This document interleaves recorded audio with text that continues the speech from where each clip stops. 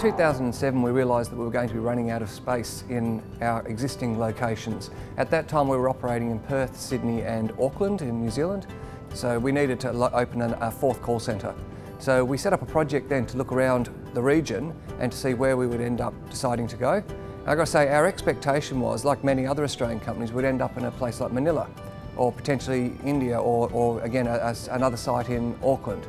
It was one of our South African staff who was now living in Australia that made the suggestion that maybe we ought to look at South Africa. And while it was initially met with a bit of amusement more than credibility, we decided, no, hang on, let's flesh this one out and have a look, because the time zones made it that much more attractive. So I ended up going and visiting several cities, including Manila, Bangalore, and eventually Cape Town. First visit to Cape Town was in January 2008.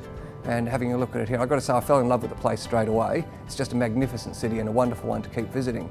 But also we got great local support across here from the government agencies and also of course from merchants that we eventually decided to partner with. One of the big advantages for us as an Australian company of course is that Cape Town is 6 hours west of Perth. So that gives us now 10 or 11 hours of coverage from Cape Town all the way across to Auckland in New Zealand.